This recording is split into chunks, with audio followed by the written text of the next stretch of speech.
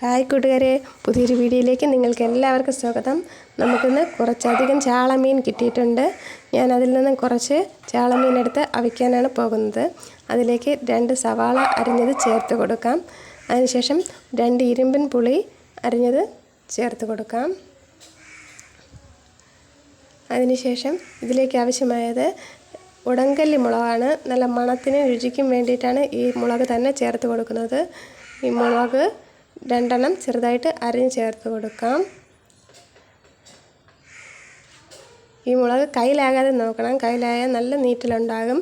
അതുകൊണ്ടാണ് കയ്യിലാകാതെ അരിഞ്ഞിടാൻ പറയുന്നത്. അതിനുശേഷം ഇതിലേക്ക് ആവശ്യത്തിന് നമുക്ക് ഉപ്പ് ചേർത്ത് കൊടുക്കാം.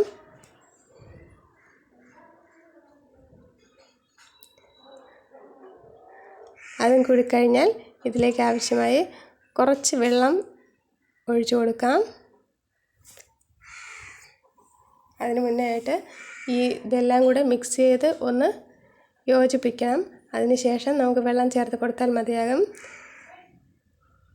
കുറച്ച് വെള്ളം മതിയാകും. ഒഴിച്ചു കൊടുത്തിട്ട് അടച്ച് നമുക്കിതിനെ ഗ്യാസ് സ്റ്റൗവിലേക്ക് വയ്ക്കാം.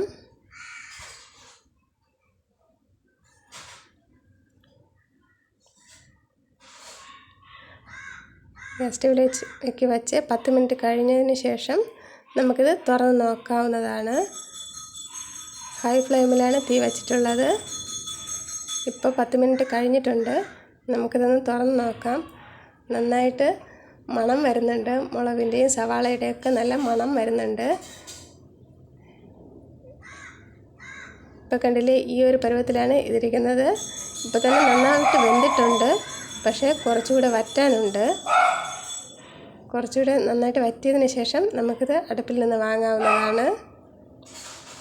കുറച്ച് സമയം കൂടെ ഇത് അടച്ചു വെച്ച് വേവിക്കാം.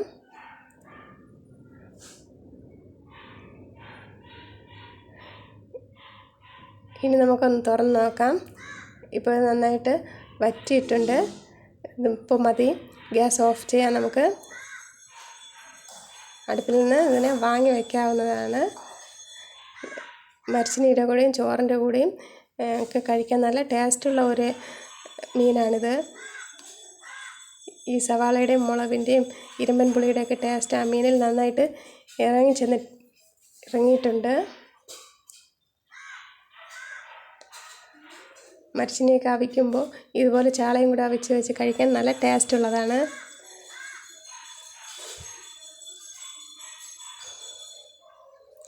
നിങ്ങൾ ഉറപ്പായിട്ടും ചാള കിട്ടുമ്പോൾ ഇങ്ങനെ ഒന്ന് ചെയ്ത് നോക്കണം. നല്ല ടേസ്റ്റിയാണ്. വീഡിയോ ഇഷ്ടമായാൽ കമൻറ്റ് ചെയ്യണം, സബ്സ്ക്രൈബ് ചെയ്യണം, ലൈക്ക് ചെയ്യണം. അപ്പം നമുക്കിനി അടുത്തൊരു വീഡിയോയിൽ കാണുന്നത് വരെ ബൈ ബൈ.